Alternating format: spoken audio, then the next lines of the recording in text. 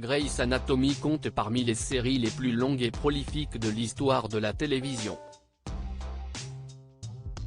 À l'origine de la série, la fascination de Shonda Rhimes pour les émissions sur le monde médical que diffuse Discovery Channel. La showrunneuse imagine une distribution hétérogène, avec une attention particulière portée aux personnages féminins.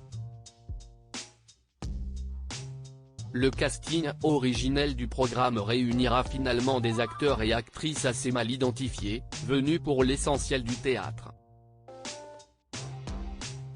En fait, la seule personne qui était une star dans cette distribution était Patrick Dempsey. Et cela faisait longtemps qu'il n'avait pas été considéré comme tel, se souvient Tony Pelland, producteur, réalisateur et scénariste de plusieurs épisodes, au micro du podcast Hollywood at Home with the Creative Coalition. Shonda Rhimes a dû batailler pour imposer Patrick Dempsey face au cadre d'ABC qui souhaitait offrir son rôle à une star d'un bien plus grand calibre. Tony Pelland révèle également au cours de son interview que le personnage de Miranda Bailey, imaginé à l'origine comme une femme blanche aux cheveux blonds, revienne à Christine Chenoweth, star d'À la Maison Blanche. La showrunneuse avait finalement fait d'elle une afro-américaine sous les traits de la talentueuse Chandra Wilson.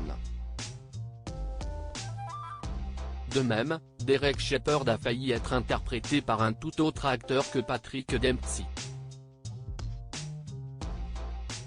Le network avait approché Rob Lowe qui, bien qu'ayant adoré le scénario, a décliné poliment la proposition.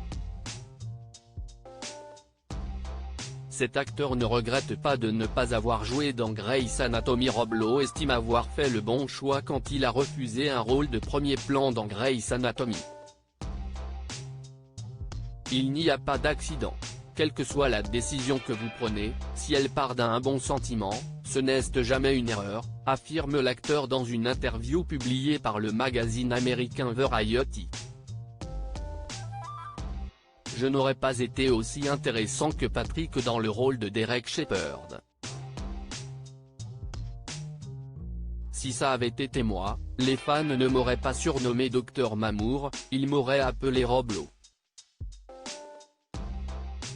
Et si j'avais fait Grey's Anatomy, je n'aurais pas joué dans Parks and Recreation. Cet argument seul est suffisant pour moi. Et on ne peut que, presque, lui donner raison.